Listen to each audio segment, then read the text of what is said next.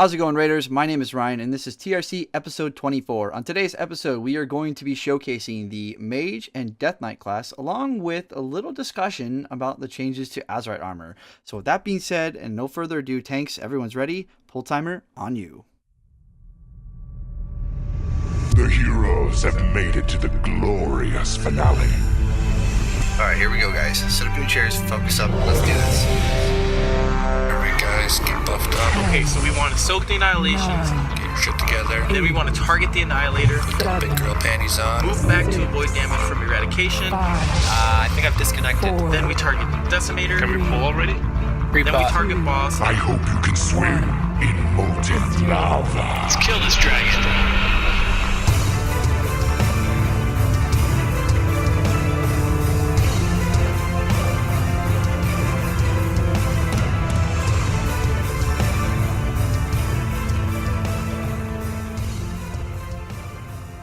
Welcome back, Raiders! Like I've said already, my name is Ryan, and this is the Raiders Confessional Podcast, episode 24. Joining me today, as always, from the land of Denmark is one Martin Larson. What is up, Marty? Hello, everything's good. It's really warm here in Denmark these days. I don't know how it is over there, but we have had like the warmest May, and it continues into June at the moment as well. So I'm sitting here, and those on the stream can see that I'm sipping on a little mojito. I think they can also see this is a bit of an artistic side of you. A little bit of a different angle, you know? It is a different angle than normally, so I will probably not look into the camera. I would look in this direction, straight ahead of me, looking to the screen. I don't know, for some reason my camera and my screen doesn't work today, so it's the laptop camera over here. Hello, so yeah, that's just how it is. Yeah, well, awesome. Joining us also, as always, from the land of Canada is our good friend Oreo. Oreo, how's it going, man? Pretty good. We're on to Argus, man. You're excited, I'm excited. It's a fun boss fight. Yeah. I had to miss out on last week's raid due to travel and family issues, and so I'd like to apologize to everybody for not being able to record last week, and I do appreciate all you guys being patient with us, but we are back showcasing two classes today and a little bit of a discussion on Azeroth armor. And I also want to say hello and welcome to those of you in chat. I already see Michael trying to give Marty some crap for no Blue Recluse this week. But Michael, you can see Marty on this show. It's not your show, but you can see him on this show. So we're making sure you get your Marty time in. Without further ado, let's jump right into it, guys. Oreo, I know you were talking to us a little bit off the air before we hit the record button today. There were some changes to Azeroth armor, right? Yeah, I think that Blizzard's definitely taken feedback to heart with this. Looking at some of the changes to traits that have happened in the last couple builds now, they're more leaning towards things that are cool tier set style traits. So you have things that have RNG procs, chance to do more damage. A good example is the one I was trying Affliction Lock out there the other day, and it makes it so now Agony starts at 4 stacks, does more damage, just really good quality of life things like that. I'm kind of impressed by the changes here lately, so hopefully they keep it rolling.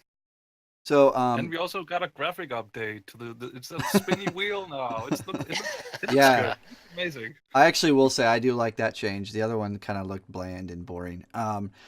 My question to you, Oreo, and I've had people ask me this, and I don't always have the answer to give them, and maybe you know the answer here, but I did actually, I read through the list a little bit, and I read through a few classes. It was posted up on MMO the other day, as I was actually preparing notes for the Blizzard Umbrella that Michael was so kind to join me on. But I noticed that all these traits seem to be one and the same. So my question is this.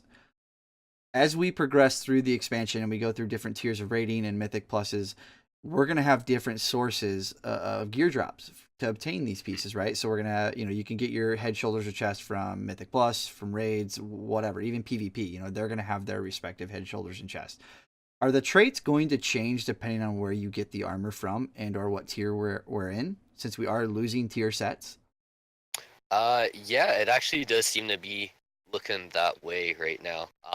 I did a little bit of raid testing. I didn't get to look at any of the traits from raids, but definitely you'll see a difference between the leveling Azeroth gear versus the dungeon Azerite gear versus raiding Azerite gear. I'm sure PvP will be more utility based, defensive, self healing, stuff like that. But I really haven't taken a look at PvP stuff. I don't believe that they really have anything to show on that yet, but probably coming pretty soon. So, with that being said, I know one of the problems with Legion was it was very irritating for a raider to know that there were players out there who could arguably forego being a part of a hardcore mythic team or a hardcore heroic team and still obtain all of the gear they needed from various sources, and be equal geared, if not better, right? And so my question is, moving into BFA with the Azerite system as we currently know it, is that problem going to be one and the same? Is it going to be not as problematic? Is it going to be more problematic? What are your thoughts here? It could go either way, really. I guess it depends on how Blizzard addresses it. I could see if they really want to make Mythic Plus an integral part of the game, they can by making the traits just as good, if not on par with like Mythic rating or just rating traits in general. I hope that's not the case. I hope that they're more leaning towards like Mythic rating traits being still the best, because that is overall the cutting edge of things. That's where all the big PvE goes. But At least, we, yeah. we also do know, though, don't we, that at some point in doing this expansion, there will be one item or a few items coming from dungeons that's way better than the raid items, and everybody wants those, right? That's going Yeah, to happen. yeah. I mean, you would have thought that they might have learned a little bit from how legendaries worked in Legion. I found, though, that certain traits work very well and others are just not working very well. For example, like I was talking earlier with Affliction, you have the one that improves Agony, but then you have one that is just, it increases your intellect every few shards. Like, it helps, sure, but is it really something that's integral in helping you actively choose? Not really. Yeah. Well, and I think the crossover you're going to have with the game, there's only 3 pieces for Azerite, right? So the crossover is going to be inevitable. And like Marty said, there's always going to be that 1 or 2 pieces that either come from raids or dungeons, respectively, that people who primarily focus on one or the other are going to want from the other location, right? The people that are purely on Mythic Pluses, there may be a trinket that drops from an in-boss in a raid that they're really going to want. Or there may be a trinket or not a neck piece, since we're all going to have the artifact neck piece, but just something that comes Cloak of from... shame. Right. Yeah, exactly. There's always going to be that one Yeah. piece that comes from somewhere else that everybody's going to want. And that's okay, right? I mean, because they're both PvE settings, and there is, if you primarily hang out in one area, it does kind of feel bad sometimes if you do try to dabble in the other, that if you feel really weak, you'd still like to be viable in some play in some way. But for me, the biggest issue is I'm fine with being able to be viable, but it really feels bad to see a player who only does Mythic Pluses jump into a raid, and I have all the tiers set and everything like that, and they just have a higher item level, and they still keep pace with us on DPS and or beat people, and that doesn't always feel good. And so that would be my wish, is if there was enough delineation between the two sources of gear that... But Ryan, towards an end of an expansion, isn't that amazing? Because if you are recruiting, all of a sudden you get this own Mythic Plus only dude in, and he can keep up as well. Isn't that great? It is. Bigger pool to choose I'll from. tell you what. I'll Blizzard, if you guys want to reach out and open a direct line to me, we'll stay in touch throughout the towards the end of each tier, when I feel like I've done with that tier of rating, we'll go ahead and open the doors for everyone else to have access to that. But I did want to highlight what I believe to be somewhat of a selfish comment, Michael, looking at you, buddy. If I play the game an hour a week, I deserve everything that Mythic Raiders get. Ooh, Michael, I like you, man, but right now, that cuts deep, brother. That cuts deep. But yeah, so again, guys, like I said, I did, today we're going to be talking about Mages and Death Knight, and we did want to highlight a little bit that there have been some changes to Azerite, and in my opinion, and I would suspect that Oreo and Marty are going to reflect this sentiment. For those of you watching, you can see them nod yes or no, but I think the Azerite is improving, in my opinion. It's getting better. So Marty's no. You know what, Marty? Your opinion's invalid anyways. It's your artistic side. I can't trust anything you say. But I did want to do a little bit of housekeeping and kind of announce something. Uh, as of right now, I have lined up 2 interviews prior to the launch of BFA. One with the Raider.io people.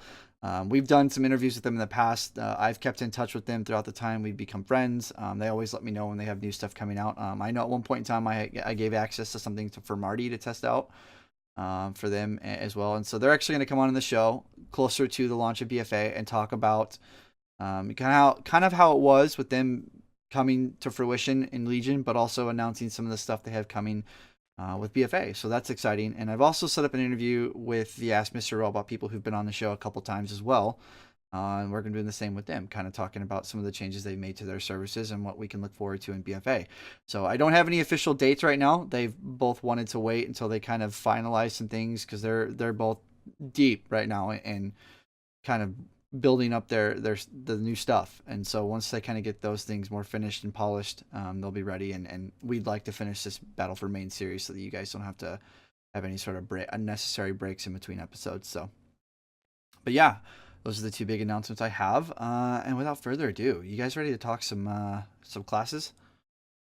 Yeah, let's do it. Cool. Sure. We're going to start with mages, and I will go first. So let me pull up the screen here. I have graciously taken the Frost spec, which is probably my favorite mage spec. Because you're so cool, Ryan. I know, right? Ooh, pun intended. I like it. But yeah, dad joke of the day goes to one Martin Larson. But yep. So the mage, Frost mage class, your whole job is to freeze people in place so you can throw icicles at them. You know, be it little ones or a big frost spike or a glacial spike. But yeah, so it's a range class. The DPS style, it's a heavily proc-based class that centers around Icy Vein windows. And throughout that whole process, you are essentially gaining procs and using them, but you're underlying all that. You're basically building icicles that will, depending on your talent choices, will launch towards the enemy you've targeted in small forms, or you can use all of them with a glacial spike if you talent into that. Single target strength, the class is very strong. In my opinion, it has really good burst windows. Maybe not as high as a fire mage or even an arcane mage at times, but a frost mage can burst very high. But I think one of the differences between a lot of other classes and a frost mage is the frost mage outside of their burst windows has pretty good sustainability with their DPS. Cleave strength, if you target into splitting ice, a frost mage has really, really strong 2-target cleave. Up there with destruction locks or any other dot-based class, in my opinion. So that's always nice. And their AoE strength, in my opinion, when you compare a Frost Mage to a lot of the other strong specs or classes when in regards to AoE, it's a weak AoE. But with that being said, if you talent into certain things, their AoE can be certainly viable and not be so low that if you have a fight that is heavily based around your ability to AoE, I doubt you'll see a situation where Frost Mage would just be not considered at all from a progressive standpoint because their AoE is so weak. Target swapping, there's no dots with this class, so there's no ramp time for their damage. So their target swapping is literally just can you tab target over to the next mob. So I would label that as a strong ability for target swapping. They're a mage. Their mobility is fantastic. You know, if they take the Shimmer talent, they have 2 blinks. Mobility is not an issue for a mage, in my opinion. For their survivability, they're a clothy. You know, they have each.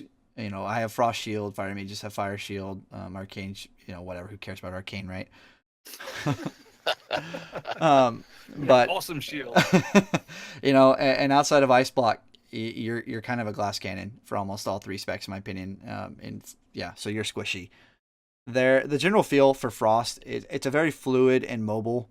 And in general, there's very little points where you have downtime. In my opinion, you always have something to press, even if it's just Frostbolt over and over again. But especially as your gear increases and your secondary stats increase, your procs become more prevalent. And I would consider Frost Mage's downtime just having a Frostbolt spam, and even just doing the testing I've done on beta. I found a lot of situations where I was having procs up, and there was very little times where I had to just spam Frostbolt over and over and over again. To me, it's fun. So again, I rate my classes by my stakes. For me, the likelihood to be a main with the Frost Mage is well done. It's absolutely up there. It will be an absolute contention for me to play it as a main. I just love the spec. And we'll just have to see closer to BFA when we get more raid testing done, how viable they are, and what the needs are for the guild. And we'll go from there. Side notes, for me, this class has an answer to almost every situation, so it's nice to know that there are little situations a group might not want to bring a Frost Mage, barring the situation where maybe a Fire or Arcane Mage are just doing so much better. They would rather, a Mage be in a Fire Arcane spec. But barring that one extreme situation, the class feels a lot of fun, and yeah, like I said, it's well done for me. So before we move on to the next one, I kind of like to give a second to where, Marty and Oreo, did you guys get a chance to try out Frost Mage at all? I'm not cool enough, dude. I have a little bit. I guess the thing that if people are looking at what's changed in these classes, for Frost, it really hasn't changed. I don't think at all, really. It's the exact same thing that it is. Probably continue to be that way. How about the artifact ability? Is that moving over, or is that scrapped? Ebb and Bolt is a talent now, yeah, like Oreo said. Okay. Yeah. I did want to, I kind of skipped over something I wanted to take a second before we move on. I apologize, but I wanted to highlight I moved over TPS cooldowns. So for those that are unfamiliar, Icy Veins is still your bread and butter for your cooldowns. It basically increases your haste, and you can extend the duration of it with procs and stuff like that. We at the beginning of the Legion, we saw 100% uptime of Icy Veins with good players, and they nerfed that pretty quick. And it was still from there, it was like we were still seeing anywhere from like 60 to 80% uptime, even on like 10-minute fights. It was kind of ridiculous even with the nerfs. And so right now, you'll probably see closer to 30 to 40% uptime, which will be good. But it's still a pretty strong cooldown. And then your Frozen Orb, what's weird to me, Oreo, did you notice this? Frozen Orb is on a minute cooldown right now. Yes, they're really wanting people to play with the Frozen Orb Blizzard style of reducing a cooldown with Blizzard. And that seems to be the way that they're going with it. Which I had no problem, because I got the bracers for Frost right away, and those were the best legendaries throughout the entire expansion. And so I had that, Of course you did. Right, yeah, and I also had Sephuz, which Sephuz was strong, especially for a Frost Mage, but it wasn't the second best one at any point in time. But I also got the Blizzard one, and so even on single target, I was having to keep Blizzard up on single target fights, and so I for me that wasn't a problem, because I don't know, it just didn't phase me at all. Other people though really struggled and hated that concept. And so that is my fear with the way this build is currently. I don't know if people are going to respond well to having to keep Blizzard up even on a single target fight. I guess, what are your thoughts? Well, of course they have to keep Blizzard up, because who makes the game? Man, Marty, you were on fire. I want to say fire, but I don't want to break your... Well, I mean, It's ice cold. I know, man. Cold-blooded today. And we haven't done this show for 2 weeks. One week. Yeah. I have a lot of, bad jokes that I didn't use last week that I need to get rid of. So before we move on, or I know you had a chance and you played Frost as a main for a little while in Legion, Oreo. Yes, Tomb. Overall, what is your general opinion and feel of Frost? I liked it actually. It was a good, consistent DPS spec, which is why it was always brought to Mythic grading.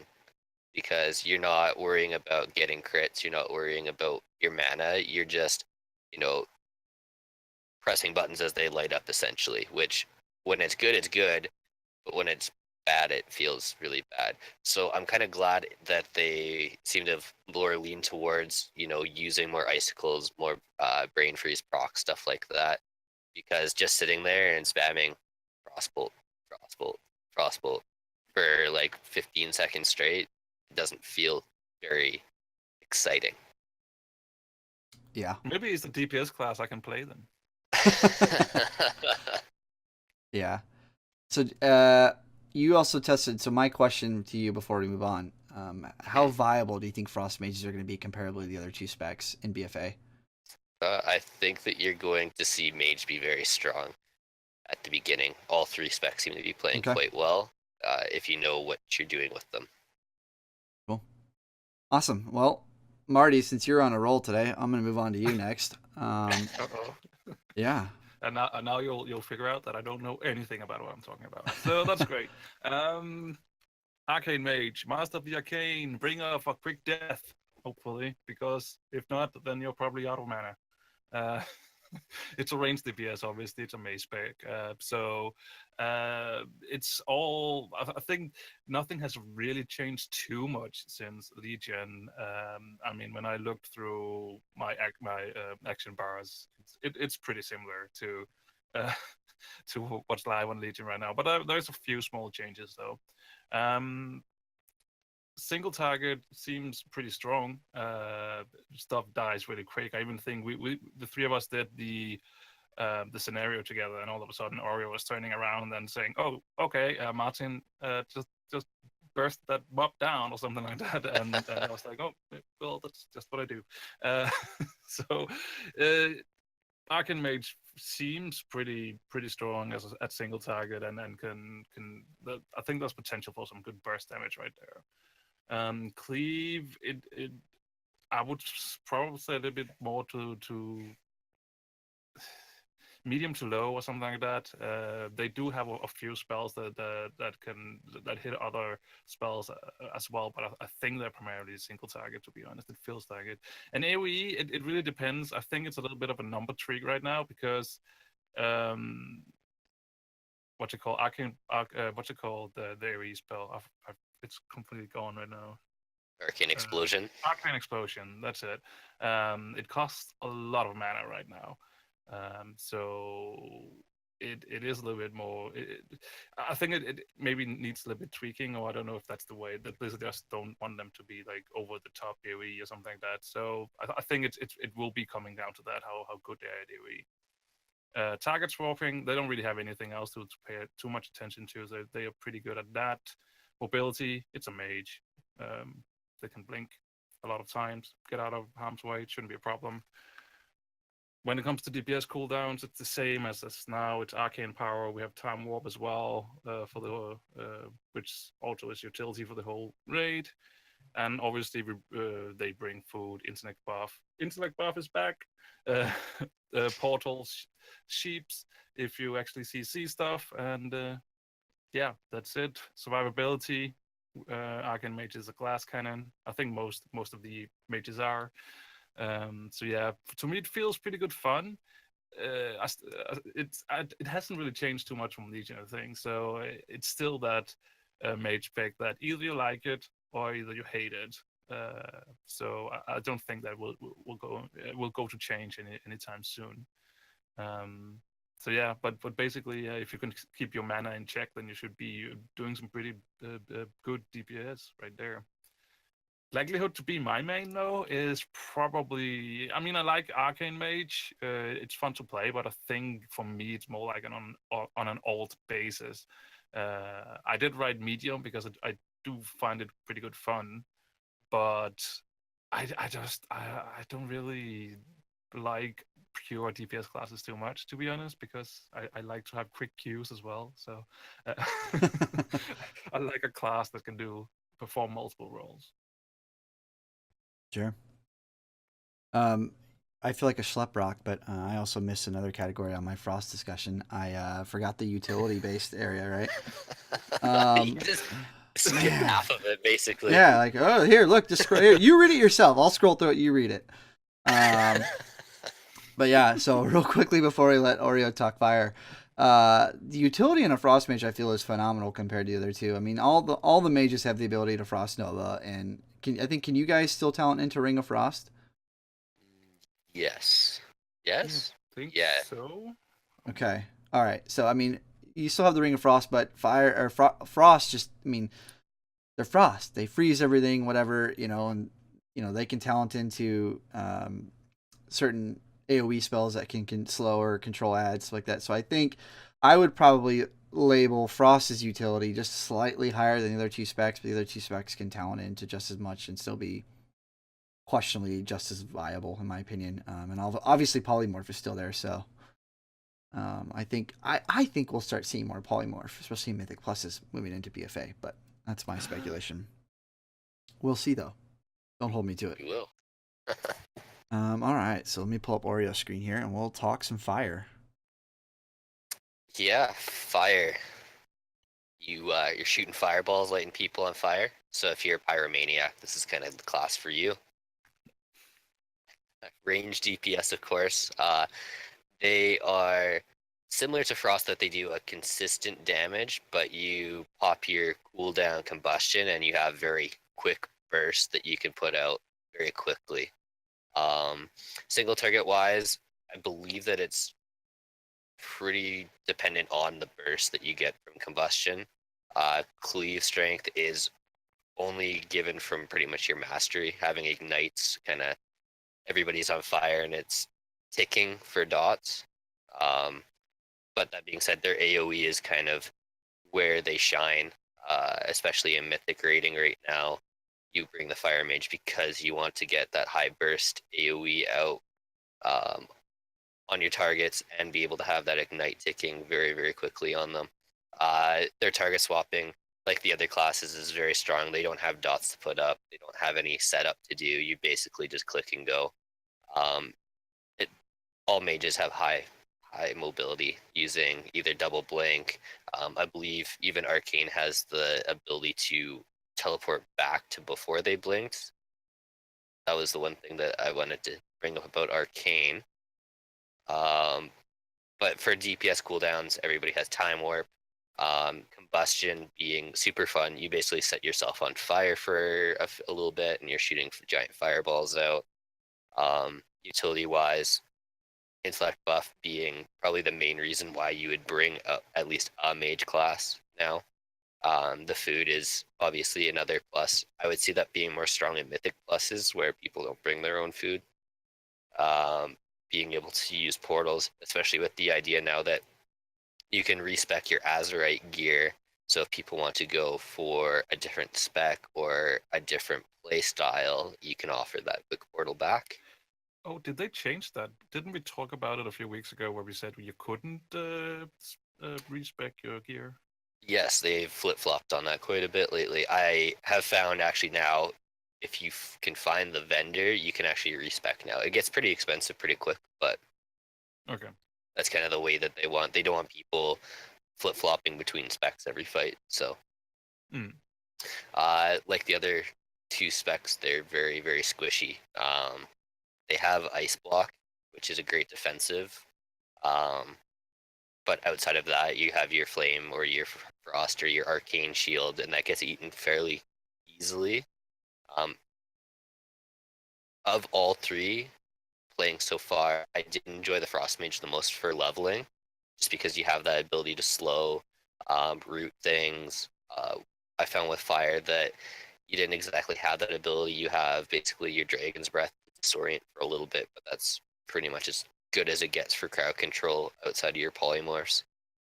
The general feel, it is a strong crit spec, so if you do not have the crit, you are definitely going to feel that. Not being able to do the rotation very smoothly, you're going to be sitting there and firing a lot of fireballs consecutively before you get your procs and you start actually dealing more and more damage. That being said, it's a low to medium. I would say it's the same. I'm not very impressed with Fire Mage lately. The fact that they rely so heavily on crit makes it very low. They don't scale very well out of the gate. And as far as feel goes, they haven't changed at all since Legion. I like something new and fresh every once in a while. I mean, there are some talent choices. You can have your Phoenix Flames back as a talent. The Legendary Bracers, where you hardcast the Pyro for the increased damage, that's also a talent. But overall, it's the exact same spec as Legion, I feel. Yeah, I mained Fire Mage for EN, and I liked it, but I have to agree with a lot of what you said, and I don't think a lot has changed with BFA from my experience so far. And again, like you said, I do think that I think it scales really well in the beginning because with lower percentages of haste, a gain in a percentage of haste yields a bigger result than at the higher levels of haste, right? So a jump from 30 to 35% crit is a big deal, whereas a jump from 70 to 75% crit is not as big of a deal because you're already critting most of the time. And so if you can only crit let's say 800 times in a fight, you only increase that by maybe one or two more times. With 70 to 75 or 30 to 35, you're going to increase that by a lot. Yeah. And the one thing I would say, and this is kind of weird, I thought gearing for fire was easier because I didn't have a second secondary stat to worry about. It didn't matter what the other secondary stat was, as long as that crit on it, I took it. And so that part was nice because like on my frost mage stuff like that, I was constantly having to figure out what my secondary stat balance was, and like, well, I don't necessarily want this one, but I do. It was really annoying, and there was times even when I'd run the sims and stuff like that, and I'd take a piece off, put a new one on, and I'd run the sims all again, and all of a sudden the piece I just took off was an upgrade, so I do it all over again, and the piece I just took off then was an upgrade. It was just kind of like, it's weird because the right balance for me was in between those two pieces from secondary stat point, and so. Yeah. Fire for me was less of a headache in that regard, but I thought that if you were willing and patient enough to go after all the crit gear, fire was a monster in the beginning, but later and later in the expansion, it was harder and harder for them to keep up with frost and even at times arcane, in my opinion. And I would speculate that we'll see that again with BFA potentially, just because they are so reliant on crit. Yeah, the gear ramp seems like it's very steep, but then it plateaus very quickly. Yeah. Which is frustrating. I mean, you want to improve on your gear. But, I mean, if it doesn't happen, it doesn't happen. Right. There we go. My stream deck froze up there for a second. So, well, before we move on to Death Knights here, I mean, I guess just in general, moving into BFA, are we all kind of thinking mages are going to be, good performers at the beginning? Yeah, I mean, I've only been in a handful of raid testing, but it seems like they are of range DPS. They are at the top of it, and even in dungeons, they have the ability. I've seen a lot of frost mages because they have more of a intuitive rotation where you are able to do things on the move. You're able to burst. You have these cooldowns to be able to do what you need to do when it's needed.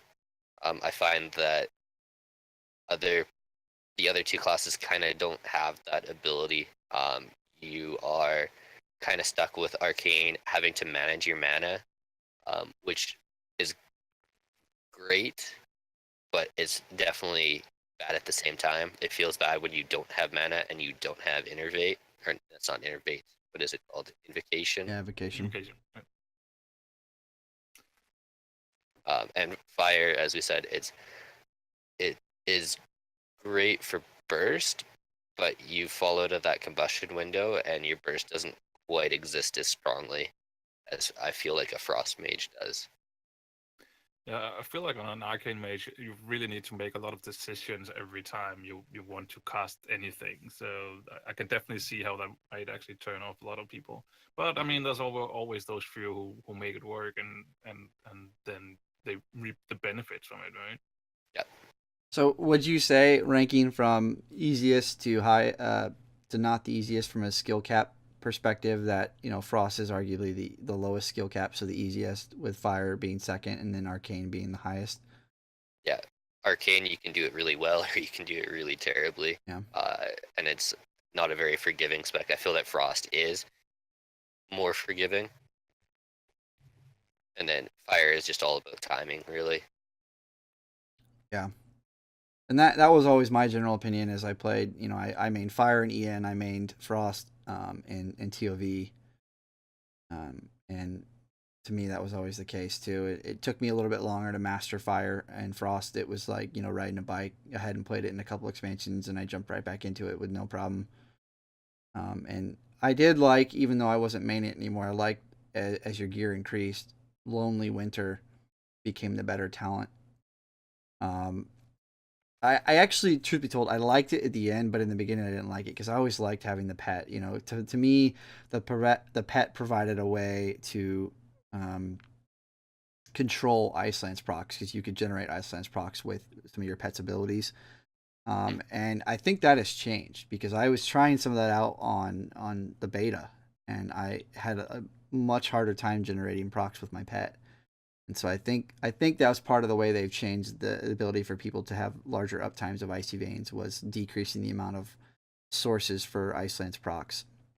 One of them being, removing the ability for your pet to do that. So I'll be curious to see if Lonely Winter isn't the better choice from the gate out of the gate compared to Legion. So, so yeah, as of right now, guys, like we've always said before, these are all based on just our opinions, and this is based on what we have known from testing up to this date, and a lot of it is subject to change.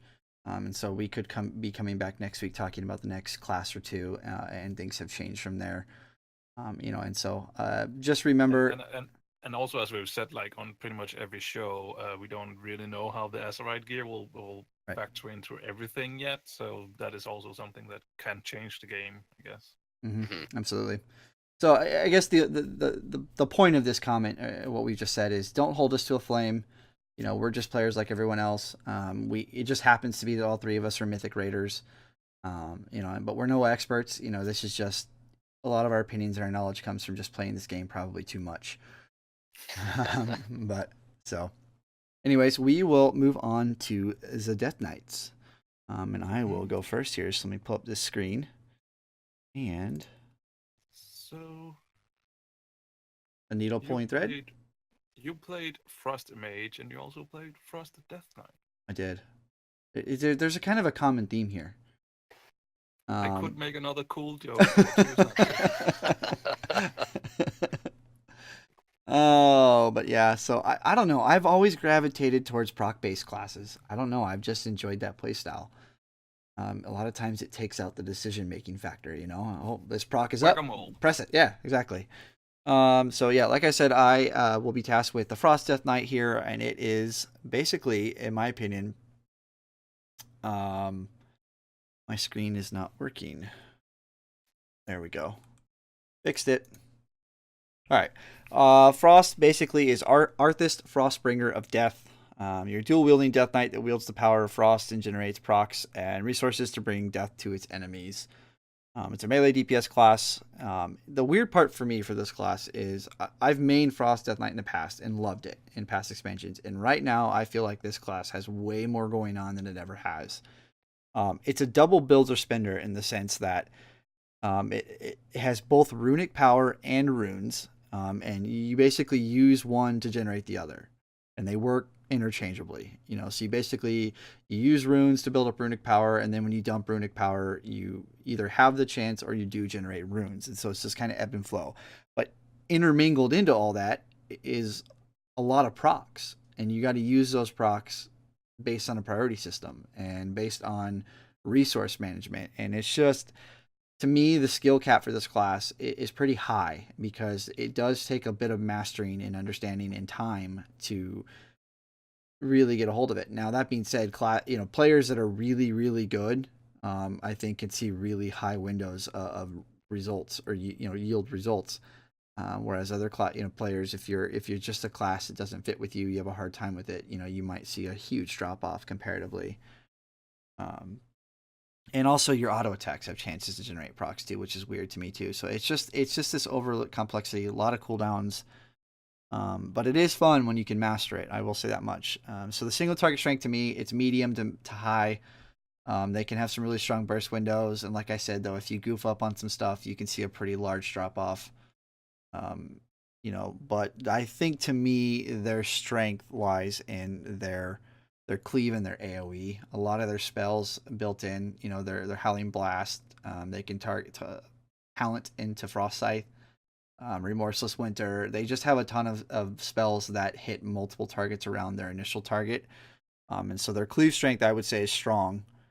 And their AoE is really strong as well. And I think, Oreo, you saw some of that with some dungeons, yeah? With Frost Death Knights doing some pretty good AoE. Yeah, they seem to at least be able to put out consistent AoE, which is kind of the more beneficial thing. I feel that burst can be really great or can be completely pointless, but having that consistent pressure is always something nice to have. Sure.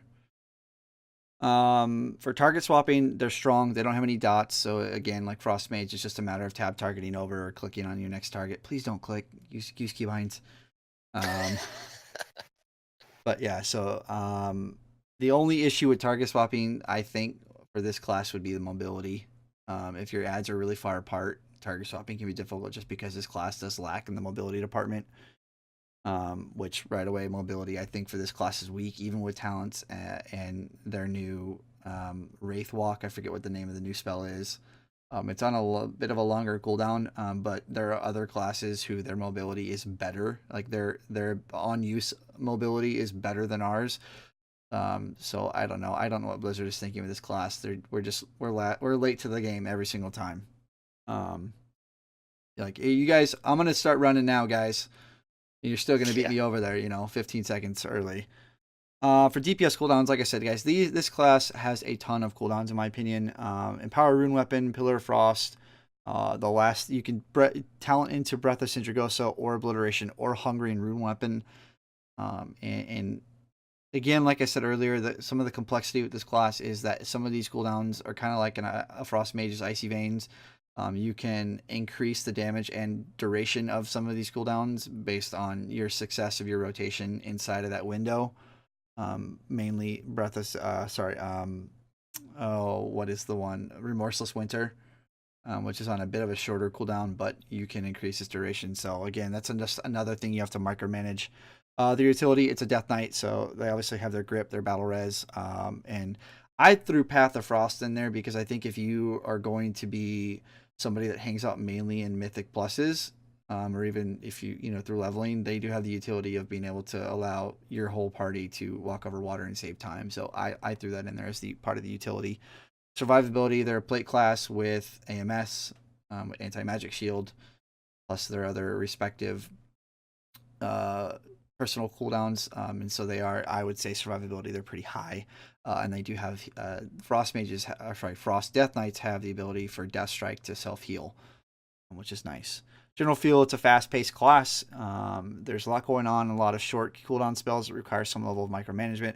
It's a builder spinner class with procs weaved in there. It can take a little bit to master, but overall, once it is mastered, the class can feel very fun. For me, the likelihood for me to be it as a main, it's going to be rare. And that's primarily due to the mobility issue. And that doesn't even necessarily consider the complexity of mastering the class. That's fine for me. It's just mobility really sucks in my opinion. I don't think I'll right now play it because of that. Side notes, I really love the idea behind this class with the high proc bait base style. But again, due to increased level micromanagement as well as mobility, this class drops down in ranking for me. So either of you two have any comments on the Frost Death Knight? I will have just a small comment, just in general for Death Knights with Path of Frost. Today I was kind of messing around on a DK, ran a dungeon that pretty much, like, if you want to run shortcuts and whatnot, you are required to have a Death Knight with Path of Frost. There's a lot of water running in this certain dungeon, and if you fall in the water, you're eaten by sharks. So to stay above is very important. So Path of Frost helps cut down that dungeon run by quite a lot, which will probably be nerfed, knowing how Blizzard doesn't like things getting too out of hand. Well, there you go. Well, Marty, if you don't have any comments, are you ready to talk some blood? Marty, is your mic muted? Yeah, he's muted. Hello. There he is. There he is. Sure, let's talk about Blood Death Knight. All As I right. said, I just went through everything, and you just didn't hear it, so that's your loss. All right, moving on.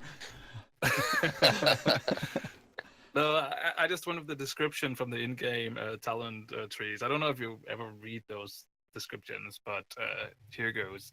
A dark guardian who manipulates and corrupts life energy to sustain himself in the face of an enemy onslaught. So now we all know what that's all about, right? Blood is a tanking spec. The tanking rotation feel, it's really unchanged from Legion. It doesn't feel like anything has really changed at all. So if you like how it feels in Legion, then you'll probably love this as well. And I really enjoyed how it felt in Legion. So I'm quite happy about this because the last time I checked, I tanked on a Death Knight before Legion was back in the OG days, when you could actually tank as a Frost Death Knight, and I was so mad at Blizzard when they changed it to be the Blood spec instead. So I haven't really played it since then, except in Legion. So I'm quite happy that it stays fairly similar, because I really enjoyed it. And I feel like they do great on everything. If they're tanking single target, if it's cleave, it's AOE, they just have that a decent all round toolkit to handle all situations. Ad grabbing, they can. I mean, they have a grip ability, so they can grab those ads really easily. They also have a mass grip and just basic attacks as well so they will be a normal taunt as well, obviously. And yeah, so I don't really feel that's the big issue with them. They have a decent toolkit to handle most loose ads. As Ryan already said, mobility on a Death Knight, let's move on from that. Don't talk about it, don't mention it. uh, Tanking cooldowns, pretty much the same. Anti-magic shell, which is a magic damage reduction. Dancing rune weapon, which is a parry, increased parry. Icebound fortitude, which is damage reduction. And they actually had a talent as well that right now the name eludes me, and I should have written it down in this spreadsheet, but I didn't. Bone Storm, no, Bone Storm, I think it's called something with Bone Storm. Bone Shield? Which Bone Storm. It's a new talent. Okay. That it sounded amazing, but it looks. I don't know. I don't know if the animations is missing or something, but it doesn't really look of anything. So I was so disappointed when I actually used it. So I'll probably not go with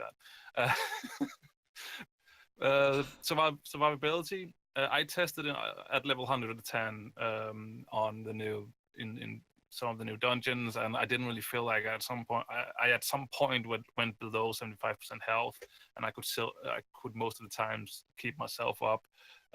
So it felt pretty good. I mean, who doesn't like to solo stuff? But I have to see when it comes to some of the harder content how well they actually do perform. But I mean, it does feel so far pretty solid.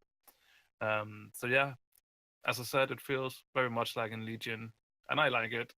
I actually wanted to go straight into it and do more dungeons after I was finished the dungeon runs I did. So I guess that's a good sign that you actually want to play the game. I also fooled around with one of the new the gear talents on that you can set, where my K, every time it damaged an enemy, it actually healed me a little bit as well. So I don't know, maybe that change is also what made me feel like I didn't really have too much problem with keeping myself alive. So yeah, it was interesting to see at least. So likelihood to be a main, it's pretty high. I really enjoy tanking, and I really enjoy Death Knight tanking now. And it also has a DPS class, so I can do different things with this class. So yeah, it's definitely up there. Kind of one thing I was gonna say, that talent Bone Storm. Yeah, I've done some testing on Blood Death Knight. I tanked a couple dungeons, and every time I hear that stupid name, all I could think about is that stupid first boss That from pet. ICC, Bone Storm. Yeah, It's hard for I me thought to. it was the pet. That's the pet that does the same as well, but it's more annoying. Like, it's hard for me to take that talent seriously because every time I'm just like, Bone Storm. Like, this was going on in my head. I was like, expecting something like that to happen. I mean, so when nothing happened, I was like, "Oh, this talent is boring. I might heal for you so just become much, this but this is boring." whirlwinding thing of death that has random Yeah, spikes that pop up all over the place. that's what we want, Blizzard. Oh yeah, so yeah, I'd have to say, and I think Oreo, would you agree that the survivability and the self healing from blood doesn't feel that much different on BFA than it does in Legion. No, I mean it has taken a hit, as all of them have, due to Mhm. the fact that you've seen in Mythic Pluses currently where they're running Blood Death Knight with no healer, and that's people are, or I guess Blizzard wants to kind of shy away from that. They don't want you to be able to heal the group and yourself as well. Um, so it has been nerfed overall, but they're still in a pretty good place for self healing. Yeah. I'd have to say that I generally agree with you. And Only generally. yeah, generally, I even if I actually do completely agree with Oreo, it's always going to be generally because I don't want to give him the respect of completely agreeing with him. Fair But enough. Fair enough. I will say one last note. When it comes to the mobility issues of Death Knight, I feel like that blood suffers the least with mobility unless there's a mechanic where you just have to get out of it. Because obviously you're the tank, so you have these various things that you can do at range, even if not for your grips, that you can bring the ads to you. And so they suffer the least in my opinion, from a lack of mobility. Yeah, that's true. I think I skipped utility because I learned from the best, but it's pretty much the same as Ryan I'll already take it. went through. So yeah, it's pretty much the same. So nothing really to add. Sure. All right, well, let's round the last one up here, and I'll pull up Oreo's screen and let him talk Unholy. Unholy Death Knights. Yeah. It is a interesting builder spender spec that relies on diseases and quick bursts. Being a melee DPS spec, um, it has a very low to medium single target strength, which I'm not sure if that's just due to tuning right now or if that's the way that they want to go with the spec. But it feels that comparative to other melee DPSs when it comes to single target, the Unholy Death Knight is lacking. Um, their cleave strength is also kind of low to medium, depending if you are spec AoE, single target. Um, if they're stacked, then you have great ability to cleave. But if you're, say, a fight like Fellhounds, where they are in two different corners at all time, obviously you're not going to be able to do anything at all. AoE, as I said before, they're very quick on burst, so you're using Death and Decay, you're using your diseases, and you're bursting your pestilent strike stacks. It causes them to explode, and that deals more shadow damage, and you just kind of keep that rolling. For target swapping, because they are dot style melee DPS, their target swapping is medium to low due to the fact that they have to have setup on something in order to get the damage out. And they struggle even more with their mobility, as we talked about in Frost. If you haven't really paid attention too much to changes to Death Knights, you wouldn't know right now that Wraithwalk has been changed to being a talent. You have to select in order to have that. They did replace it with a slower, shorter cooldown spell, but it really doesn't do much when you're considering other specs like Warrior that can charge. That's Swans, right? Yeah. Well, I think you get 30% extra speed or something. It didn't really feel too much. No, it's like going from a walk to a slow jaunt, really, when you compare to other specs. Like I said, Warrior, where they can charge, they can leap. You have Paladin with their mounts, their Paladin horse mount thing that they can do. Just even other classes like that can get somewhere quickly is where a target set up style melee DPS is really going to struggle on that kind of thing, which I found very apparent when I was testing it out. It felt so slow because you get there, you're trying to set up, you're trying to do your stuff. On just regular dungeons, you basically can't get set up quick enough. Things seem to melt very fast, which is just the issue with dot specs in general. But then even once you're on a boss fight, I just felt like I was too busy waiting for something to come off cooldown, which feels really terrible. Unfortunately, you're sitting there and you're waiting and you're waiting. Oh, now I can click this button. Okay, now I'm waiting. I'm waiting. Oh, now I can click this. It feels really bad. Um, the utility they bring is the same. You have your battle res, your single grips, Path of Frost, things like that. Them being a plate-based class, they have high survivability. They have defensive cooldowns with Icebound Fortitude, anti-magic shield, things like that. They can also self-heal pretty well. But just based on the movement, like the target swapping, it's going to be pretty much a no-go for me. Yeah, as I said before, it just feels too slow for what you need in a class, really. I'd say that's fair. Yeah, I mean, I'd have to reflect that same sentiment that Unholy probably suffers the most from the Death Knight woes, because they not only have, like you said, the ramp time as well as the mobility issues.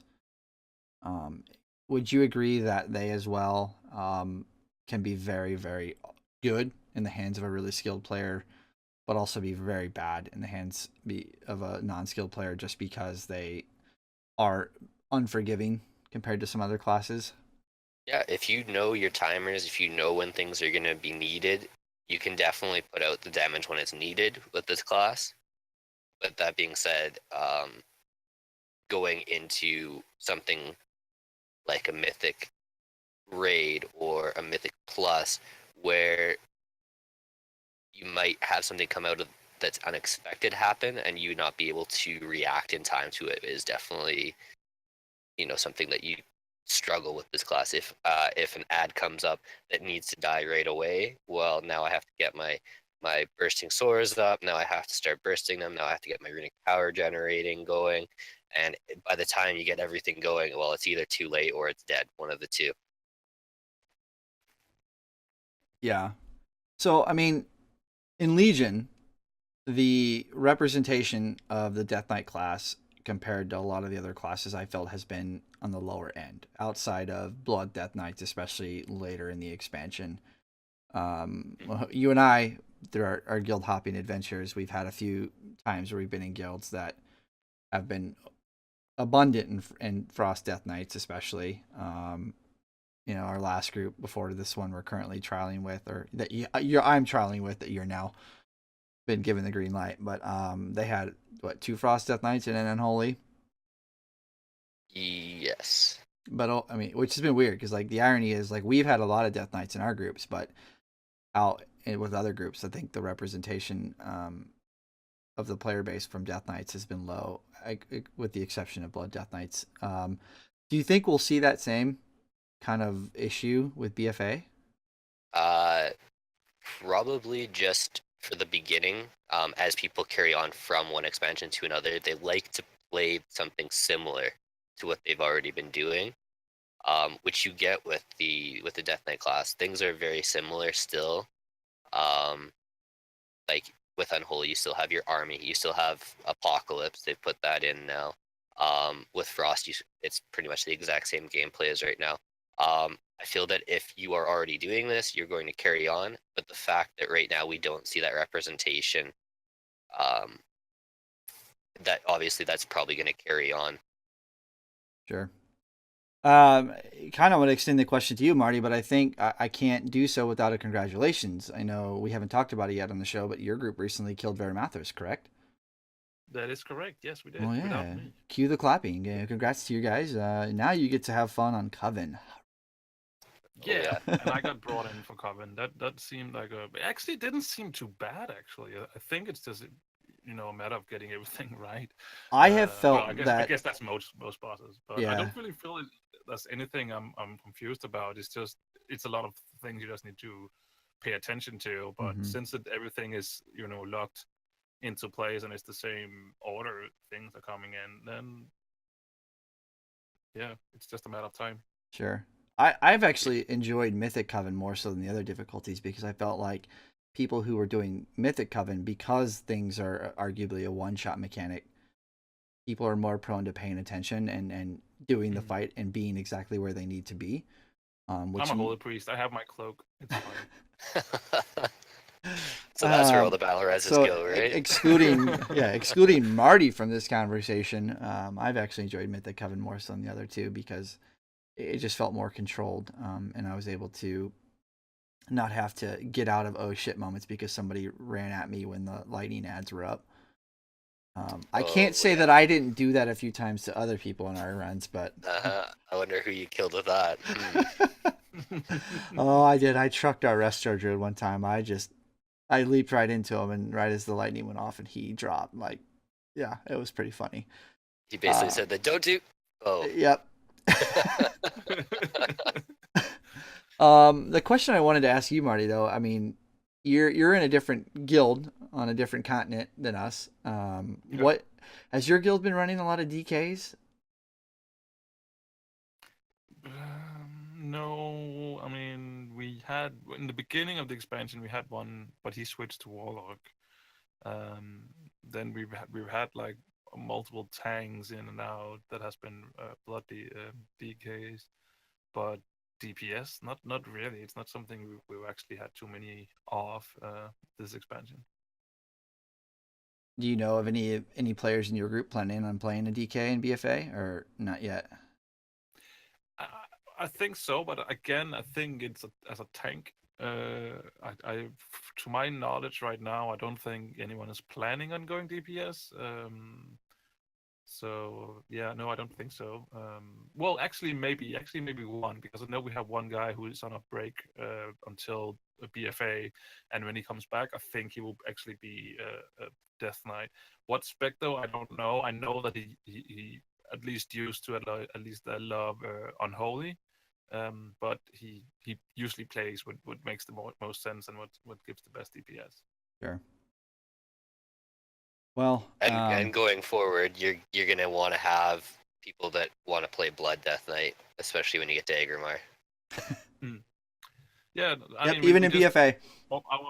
Yeah. Even in BFA. Okay. No, I mean, one of our main tags was actually rocking a Blood Death Knight last time we raided. So I think he's switching to that main going forward. So. Well, and see, I think this is one of the problems with DKs. I think from a fantasy standpoint and from a thematic standpoint, they're a really intriguing class. You know, the fantasy behind them, obviously, the story of Death Knights and Arthas and now Bolvar is a really cool class. And then their playstyles, you know, theoretically seem to be really fun and well thought out, but there's a few things that really hold the class back, and mobility being one of them. And then, you know, from the Unholy standpoint, the ramp time in conjunction with mobility is just a nightmare. But hopefully Blizzard kind of prunes and tunes, and maybe we'll start to see them be more represented. Yeah, and I mean, even if you're not too keen on the Death Knight, I definitely think you should play through the storyline in Egypt, because wow, that's one of the best ones, if not the best one in my opinion. Oh, absolutely. It's intriguing. There's some potentially really cool foreshadowing if Blizzard decides to go down that route. Fingers crossed. Yeah, no, absolutely. I agree with you there, and I won't say more in case people haven't done it. I don't want to spoil it for them. I did want to take a few minutes to shine some light on, not really to toot my own horn, but to say a big thank you. I recently had the opportunity to be interviewed by 2 different podcasts, one of them being Realm Maintenance. Ro brought me on to talk about both the Blizzard Umbrella, the All Blizzards podcast I do, as well as... I really liked that episode, especially like the last minute you talked about. That was really good. Yeah, Marty's referring to the last minute or so where I threw a big thanks out to the Blue Recluse boys, who've been good friends of us over at the Blizzard Umbrella, and now Marty on this show. But I also had a chance to talk the Raiders Confessional with Ro there, and it was a really fun episode from that perspective. And I also wanted to have the big thanks out to Tiberius, who is actually a Fortnite and PUBG player who just started running a podcast where he interviews content creators, but from the video game perspective. So people who stream, who make YouTube videos like you would see with Final Boss, Fat Boss, or Preach, as well as podcasters like you see over here. And he's an individual I've met in person here in the Midwest, and he brought me on. And kind of one of the questions that came up from those two interviews was, what is our target player base? And by that, I mean, are we more geared towards heroic players, normal players, casuals, mythic? And the answer, first and foremost, is from this show, I hope that everyone understands that we are not targeting any one section of PvE players. I hope that we can provide something for everybody, whether you're an LFR hero, you're a normal or heroic group, where you could have 10 people on one day, you could have 30 on the next, doesn't really matter. And all the way up to the Mythic Raiders. I hope we can provide some input or some information that is viable to all of you. But further from that, I would say, despite the fact that all three of us are Mythic Raiders, I would say a lot of the information we bring to light is probably better suited towards people who are in the heroic market. A progression guild that isn't casual enough where they may not necessarily be guaranteed to raid each and every single week. They are raiding consistently, but they tend to hang out in heroic because their progression is a little bit slower. And then I guess closely second would be Mythic Raiders, but most Mythic Raiders are going to be suited to finding their own information or intuitively figuring out things for themselves. But I'm sure there's plenty of Mythic players out there who can find some information useful from our podcast. But I definitely wanted to throw that out there, and also say big thanks to both Ro and Tiberius for that. And I will provide links to both those episodes in the show notes below, as well as our usual links of everything else. So thanks again to those two guys, and also to the Blue Recluse boys. But before we kind of get out of here for today, did you guys have any last little bits of information or comments you wanted to throw out there in regards to the upcoming BFA? It's right around the corner. It seems like it's getting closer and closer. Yeah, what, 10? Is it August soon? August, yeah, right. Yeah, it's like, what they say was almost 2 months. 2 months and a bit. Yeah, it's August 13th, right? Yeah. It's coming quick.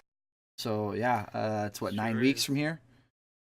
Arguably? Yeah, I mean, I just looked at my schedule for June, and I'm like, all right, with this schedule, it will be July really, really quick. And when we're in July, then August is right around the corner, right? So, but I mean, I'm really looking forward to it as well, because playing more and more in the alpha, I get more and more hyped, and it's getting harder and harder to stay away from spoilers. Yeah, no, absolutely. So we do have some cool projects that are not Marty and I especially that are going to be coming up that aren't necessarily associated with TRC or any of the other projects that we are associated with. But when we kind of finalize some of that stuff, we'll let you guys know. I have a couple other projects that I'm working on behind the scenes, and likewise, once I kind of get them finalized, we'll let you guys know. But there are some things coming that I would like all of you to know about, and just can't quite tell you about them just yet. So be looking out for that, and that will be coming here pretty soon. So without that being, anything else being said, I think we're going to hit these 2 buttons and get the hell out of here. So we will see you next week. What a cliffhanger. I know, right? What a cliffhanger. So we will see you guys in the next episode. Next week, Sunday, 2:30 Central Time on Twitch. Come by, say hi. We'll be talking 1, possibly 2 more classes. See you guys. You guys want to find Marty, you can find him over at the Blizzard podcast he does, where they talk all things Blizzard games, the Blue Recluse. If you want to find him on Twitter, you can find him at Unamathil. For me, guys, if you want to find me, and personally, you can find me over on my Twitch and Twitter, which are both at Mega Irish Gaming, or you can find me on my All Things Blizzard podcast, which I do with my good friend Dusty Porter, the Blizzard Umbrella. If you want to find us here on the show, you can find us at our Twitter account, which is at _TRC podcast, or you can find us on our email, theraidersconfessional@gmail.com, no apostrophe on the S. That being said, guys, Dusty, take us out of here, my man. See ya. Sorry, I died. Was I supposed to stand in the green puddles or the orange ones? Hey, get together over there, bud.